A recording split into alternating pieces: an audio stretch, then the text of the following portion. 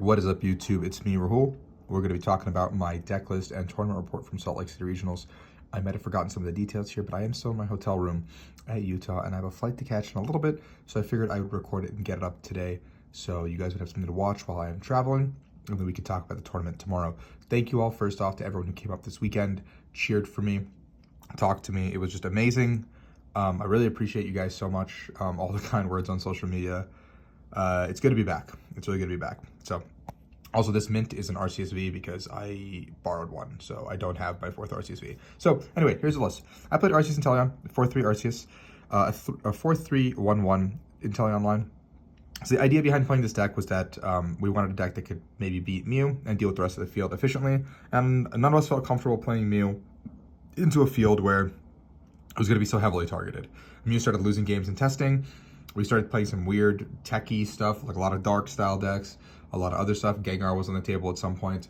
Malamar was on the table at some point. And around 11:30 midnight, day before the tournament, we locked this list in. Now, 4-3 Arceus I think is staple in every Arceus Inteleon line. Most Arceus decks should be playing this unless you have a secondary attacker that's more reliable. This Drizzile Inteleon line felt kind of gross, I'm not going to lie. The three Drizzles are good, they're fine. I wish I could have had another level ball in the deck at some point. I'll explain that in a sec. But this was perfectly okay, I think, with how it went. 1-1 Inteleon is perfectly okay. We have both the ones we need. We never really need quick shooting that much. It's just there as an option, and this is just the best card in the deck, one of the best cards. The 1-1 B-Barrel line is so once we use our tech supporters and our tech cards, I have a chance to refill my hand, so we don't get stuck somewhere after using a Drizzle or something of that nature.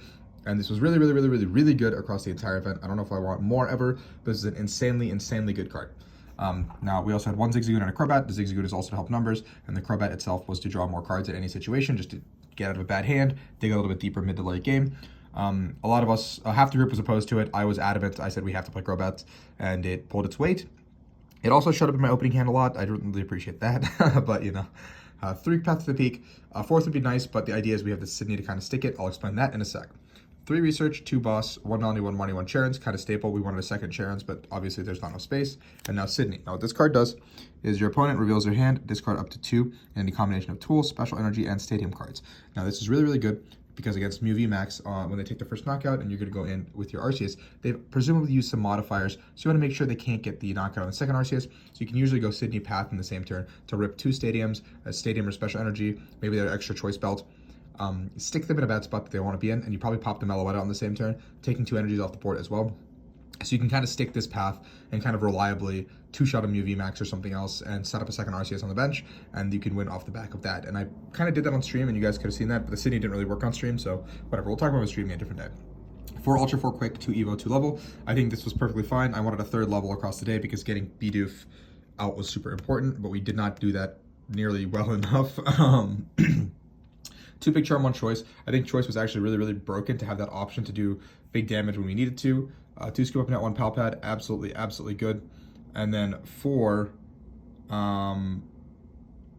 Double Turbo and 6 Water. And this felt super good across the day. I did want a bucket at some points, but I didn't really miss it past like turn 1 really. So that's the list, and now let's jump into the tournament report and my matchup. So round 1, I went up against Mew VMAX, super nervous. If you're watching this, I know you said you were watching my channel before the tournament, so shout out to you, my friend. We played round 1, and I was able to pull off the Sydney play in one of the games that really, won me game 1, I believe. And then in game 2, Mew did new things, and I was too far behind, and I couldn't come back. And then game 3 was another Path Sydney kind of style of day, and I was able to take round 1. At that point, my Mew, I wasn't feeling super hot about the Mew matchup still. I was still like, maybe we like overestimated our strength. Maybe we overestimated the deck, the power of Sydney, whatever. Round 2, another Mew VMAX. So, we did practice against it, and I did lose the flip, which really sucked. But game 1, I was able to steal it, I think. I was able to really rob the game. A game I didn't expect to win. Game 2, I lost because of a catcher flip. My opponent had a really good turn where they went for a catcher, and they didn't reveal this information until after the game, but they only played 1 catcher, which rubbed a little bit of salt in the wound, but they were able to do the catcher play and get me on a turn where I thought I couldn't get knocked out because they needed both Alessa's and the catcher because they missed a turn 1 energy, and they were able to do it, and I was like, that's really unfortunate, because going second, I got the double Sobbles down, I got the Bidoof down as well, I got an attachment to Arceus, and I was like, I'm okay, I think. I got a second Arceus down as well, I was like, I think I'm in the fantastic spot. I should be able to win this game. And I lost. And then game 3, my path stuck like instantly. And they like couldn't do anything for a couple turns. And then I went Sydney and I ripped, I believe, a Fusion and a Stadium out of their hand, which I think they pulled one of those out of the prizes they told me. And I was able to take the knockout there and win the game after that. So 2-0 now. Feeling pretty good. Round 3, I'm going up against Charlie Lockyer to start. He's playing the Sandaconda like B-drill like concoction of Arceus, which is a pretty bad matchup for me, and I already know this going in. Like, I'm pretty sure I've lost. And so I'm trying to like mentally rack my brain and try to figure out like how to play this matchup. Like, what can I even do? We end up getting repaired. So thank you to whoever's looking out for me up there. So I get a repair and I get repaired into Gengar. And now Gengar is a much more straightforward matchup. You have a very formulaic pattern of they're going to path you first, and if they path you first, then they don't get to draw cards with Crobat, so you just chase the B-Barrel, and then you can pop the Gengar pretty easily, and that makes it really hard for them to set up another Gengar. Game 1, that's exactly what I did, and then game 2, my opponent had a little bit of a slow start, so I was able to go for the turn 2 Starbirth with the Boss Choice Belt to knock out the Gengar, and then after I took out the Gengar, he was only benching one Gengar at a time, I think, at that point. So it became kind of just like a lost game. And then I really couldn't, like it was just an unfortunate set of draws for my opponent. But that's really what happens when you just path yourself, I guess. Or I think I pathed him that game. But Gengar needs to be able to use Crobat to draw, and if you can't, you kind of lose the game anyway. So Gengar doesn't get to draw cards. That's kind of the biggest problem I found with the deck. It's a very strong deck, it's just you don't get to draw cards. So I go to lunch break. I'm exhausted at this point already. It's been a while since I played an IRL regional, so I'm now pounding my first energy drink. I got a burger. It kind of sucked. I think it gave me the runs later in the day. But then we come back, and I see a very familiar face sitting at the table for me, and I get to go on stream. And now I won't go into too much detail because you guys already saw my stream game, and I'm going to analyze the VOD later. But I think I made a bunch of crucial mistakes in game 2 that pretty much lost me that game. I don't think I should have ever lost that game 2. And then game 3, I know it looked like we tied, but I did win. And if you guys watched, I'm really, really sorry for the Zigzagoon play. I did have the level, I had the quick, both in deck. I just, time got called while I was doing my search, and then I think my gears just stopped for a second because in my head, I'm realizing that he can just leap and I lose, it's going to go to a tie regardless because now I'm 0 and I only get one more turn. And I would need exactly, I think, 2 more turns, and I cannot lose the game type of deal. So that's kind of why I made that little bit of a mistake, but I really apologize for that. We'll go into the stream game later, but I did win 2-1 over Mew, taking it to 4-0. So now I'm 4-0, feeling pretty good. Have to win 2 more games, and I'm going into day 2, but anything can happen. And now up against, I have no time. We're going straight to the next round. And so I'm up against, I get down paired into Arceus Duraludon. And Arceus Duraludon in game 1, my opponent paths me, which is really weird. And then for like 5 turns, we both do nothing. Like, I'm just attaching to my board, I think, with Trinity Charge, and like power edging. And then he's like doing the same. And then eventually we both start attacking like on like turn 6, which is really weird. But I was able to win because of the Sharon's Care and the double boss's order into Palpad and just keep bossing up like the same Duraludon and hitting into it. And that just kind of won me the game. The matchup seems very favorable for Arceus and Teleon just because Duraludon, yes, while they hit hard, it takes a lot of time to set up, so it's a little bit more telegraphed on how they're going to play the game. And Path really helps you. I think I was able to get a Path, Choice Band, Zigzagoon Ping knockout on a Baby Duraludon in that game, which really helped. And then game 2, same scenario. I set up, my opponent set up, we both got a Starbirth off, and then I Path and Marnate, I believe, and then I started hitting into him. And then nothing, my opponent kept top decking cards to continue playing the game, but that doesn't mean they were like doing anything proactive on their turns. Like, they weren't attacking, they weren't like getting anything up and running, and I was able to just breeze through that one. So now I'm 5-0, feeling pretty good. Round 6, I go up against Corey, who's playing Malamar, but I don't know, and so Corey elects to go second, and I'm really scared because I don't know what deck elects to go second, in my opinion. I'm just like, what's gonna go second? What's going on? I opened Zigzagoon. I said I'm gonna open Zigzagoon and put this Arceus on my bench because I don't know what's gonna happen to me.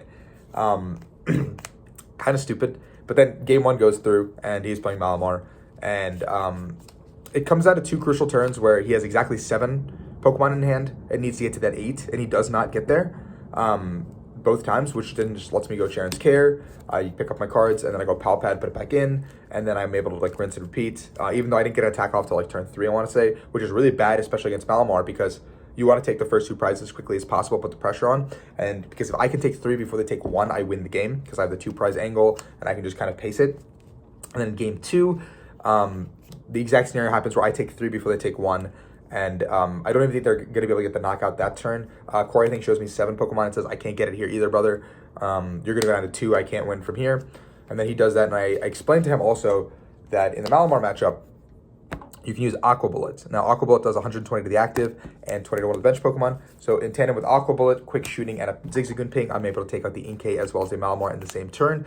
That's putting me down to 1 prize, and it's an unlosable board state from that point for me because I've built up Arceus on the bench and an Inteleon in the active that can also take a prize. So I can't lose from that point. So I explained that to Corey, and he's like, okay, so I lost anyway. You're so big brain. I appreciate you, Corey, if you're watching this. 6-0, I'm in day 2. A lot of stress off my shoulders. I felt like I was really nervous going into this. A lot of pressure on me to perform as a top player for my first event back. And I decided to pick up a deck the night before, something I said that no one else should do, you know? Like, I'm the best. And then round 7, I go up against Vance Kelly playing Mew Catchers. Game 1 is really unfortunate that I think ends because of a catcher flip heads, a cram heads to get a stadium into a catcher flip that ends up sealing me. But without the cram heads, I just went on spot, kind of with the path. Game 2, I just roll him with the early path and I think it was a catcher tails early that really mattered. And then a cram heads that he like looked through his deck and then scooped. So I don't know what was prized, what could have been prized that like made that difference because cram is any card. So yeah. And then in game 3, Vance ends up getting 2 very crucial catchers in the early game to pull up both an Arceus and a Crobat that I opened with, unfortunately, to take 4 prizes before I could really do anything. Vance had burned a lot of modifiers, so now I'm just kind of banking on the fact that he doesn't have, you know, 1 more Gust card because I count everything. He's got 1 catcher left, and so I'm doing the math. I have to hit into the Mew 2 times, and if he hits into me 2 times, I lose. So I know I needed Sharon's Care somewhere in there, so I'm like, I have to put down the other RCSV and hope he doesn't have exactly catcher. Like, he needs exactly catcher heads to get this knockout here. And I'm like, I need to make this play because if I get hit into anyway from this Mew VMAX that I'm going to knock out next turn, he's just going to Sharon. Like, I can't, like, I don't have an attacker after this point. Like, I can't, like, win because he's just going to knock out my Arceus and I'm going to lose the game. So I benched the other RCSV. I attached to it and I hit into the Mew. I think taking 3 prizes. And then he comes up and draws for turn. I think draws through pretty much his entire deck besides like 2 cards, and then he goes catcher and hits the heads and then gets the knockout. Then he asks me for the rationale and I explain the rationale. So I lost on catcher flips, which sucks, but what can you do about it? So 6-1. Then I go up against Stephen Kent the next round, playing Mew. He offers the idea. I decline because I want to play to try to get as many match points as possible for day 2. Game 1, Mew does Mew things I don't get to play. It kind of sucked. Game 2, and I almost won game 1. I just was trying to get stuff to stick, and I realized I needed to find Melanie to basically accelerate and power up a 3rd Arceus to kind of win the game off the back of that, or be able to attack again. But Melanie was in my last 3 prize cards, I believe, and so that really kind of sealed the deal there. At that point, Steven had like run out of every modifier, every like important card in their deck. So I was in a spot where like I should just, this path sticks, this Melanie works, I should just be able to win the game. But it was prized, which really sucked, which, I mean, it is the problem when you're playing only one-ofs. I think a lot of my waters hit the bin pretty early, so that kind of sucked as well. And then in round 9, and then game 3, sorry, my opening hand was Arceus Energy. It was Arceus Energy, Big Charm, V-Star, Evo Incense, I think Research, no, I know, it didn't matter, it was just a bad card. And then I top decked like an Energy, and I was just like, attach, Big Charm, pass, and then Steven dumped pretty much his whole hand, all his tablets, like all 4 tablets turn, the Choice Belt, dug super deep, looking for the double turbo because Steven missed the attachment turn 1, so I have a chance. And they've like now discarded 2 Fusion Strike energies as well with Ultra Balls because they're just digging for the turbos. It looks like the list was pretty much just Natalie's, I believe. And so on their final Rotom Phone into their final Genesect, they were able to find the DTE, and that sealed my deal because if not, that doesn't happen. I get to actually stabilize with a V-Star ability and play the game, and all those resources burn me, and Steven pretty much can't win the game from that point onwards. But really unfortunate, just Arceus pass, which dooms me. And then the round 9, I go up against Kevin Baxter, who's playing Arceus Inteleon with Beedrill, and I offer the ID. We take it. Being in day 2 is better than not playing in day 2 at all, because that means I have a chance to win the event still, because 2 6-2-1s did make cut still. Day 2, I come in Refresh, new mentality. Round 1 up against Jolteon. Game 1 comes down to the wire. Jolteon's not a deck I expect. I think it's favored. It's very close. Round 1 comes down to the wire. I have a turn where I need to find a Zigzagoon to take the knockout on the bench Jolteon that I've already hit for 180, which is really unfortunate because I didn't find that Zigzagoon earlier. And I B-Barrel draw for like 4 cards, looking for an Evo Incense to get the Drizzle into a Level Ball, or the Drizzle Raw, or the Level Ball, or the Zigzagoon Raw. And I think there was 4 cards left in my deck when I made this play. And after the end of the play, and I did not hit him. So I think I had a Level Ball, Drizzle, and a Zigzagoon all in my bottom 4, which sucked. And then the next turn, they were able to evolve into the VMAX, which eliminated that out for me. They were down their Cheryl and their Palpad, so I knew that was probably the only 2 pieces of healing they played. I didn't see another one in game 2 either. And game 2 was probably one of the worst like series of luck I had. Turn 1, I got like triple Sobble, RCS attach, go. Got like, great hand, like absolutely fantastic. And then Path Morning happened, and then for 6 turns I drew past until I lost. so you can't really like fault. It sucked. It absolutely sucked. Just draw past, no Ultra Ball, no Level Ball, no Incense, no energy to even attack with RCS for 130, no V start, nothing. It was like my hand was like Crobat, Path, like I think I got a boss at one point. I just bossed something to try, but yeah, it was over. So I take a first loss, and that unfortunately means I'm already out of top 8, which is crazy. So I'm looking to top 32 or top 16 at the very least now. So the next round I go up against RCS Inteleon mirror match against Jake Gearhart.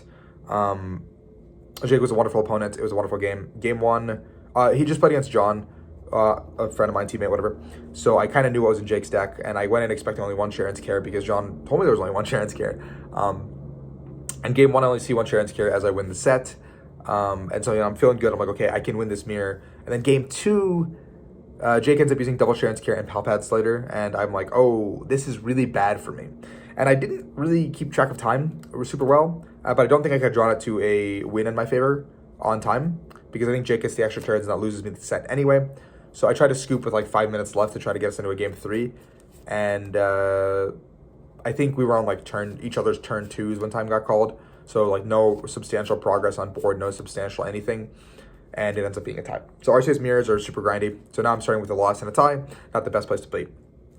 Then round 12, I'm up against Drew Townsend, and Drew was a fantastic opponent, absolutely lovely to talk to. Banter was great, just amazing, just a lot of fun.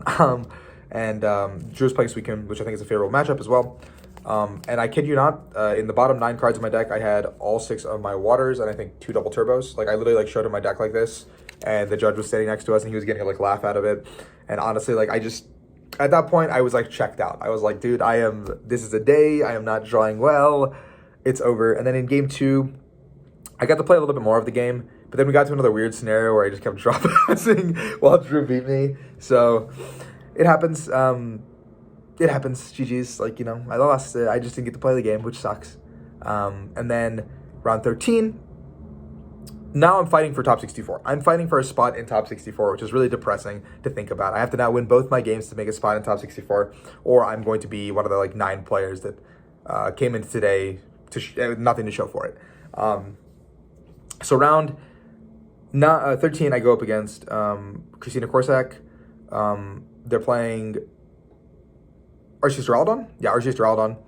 And both games go pretty much similarly, where Arceus Duraludon needs to set up slowly, and I have the Sharon's Care as well to kind of mitigate that whole the turn.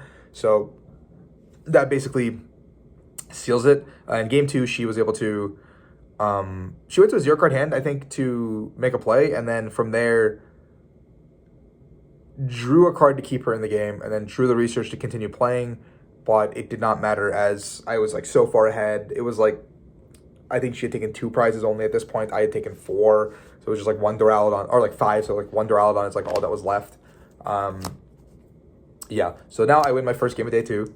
Yay me, feeling good. I'm back in it, baby. I'm kidding. I feel terrible at this point. And then I go up against, I forget their name, but they were playing Eternatus VMAX, a very interesting deck. But in game 1, they kind of telegraph a lot of their board. They show me the Galar Mine, they show me the Weezing, they show me the Liepard. So now I kind of know what to expect going into the second game. And in the first game, I just like chased down the Moltres. I hit into it before they were able to attack with the Moltres. and then I chased a Crobat, and then they scooped the game. Eternatus never saw, like, they hit the, like, never got to attack. And then game 2, I had raw boss in hand with Arceus. So turn 2, when they went into the Galarian Weezing, I brought up a Crobat, Starburst for a second boss, and a Charon's Care, because I set up another Arceus. And my 2-card hand is now boss like Charon's Care. Like, I'm not joking. I was like, I know what I need to do here. And then I went ahead and knocked out the Crobat. And the following turn, I bossed once again to do something. And then I don't remember if I had an ability to use, but I was able to just knock out the other Crobat on bench, I believe, putting me down to 2 prizes without them doing anything. And then they were able to go back into the Galarian Weezing and poison me once again. I think they bossed my Crobat, and then I attached retreated the Crobat, and I knocked out the Weezing, and then they brought up Eternatus, did not knock me out, and then I Charon's carried it, and then my opponent immediately scooped. So, a little bit of a very stompy 2-0 there, but puts me with a 2-2-1 record on the day. 8-4-2 overall. A very disappointing finish after my, very hot start, but it feels good to be back. I know that I didn't really play terribly across the day. I feel like I played very well. It's just a lot of rust, a lot of nerves, and some games happen, man. Like, that is what it is.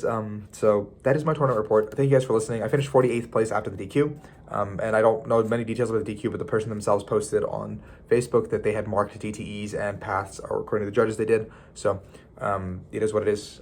Always deck check, always check your sleeves. I had 11 sleeves that were cautioned for wear and tear, but it's just standard dings across the day, right? Like, you're going to be playing a lot of Pokemon, so, like, it's very easy, like, 1 card nicks, and if it's, like, you're one of, that could just be a bad thing. So I'm not going to go into detail about that. We'll go into my stream match later this week, guys.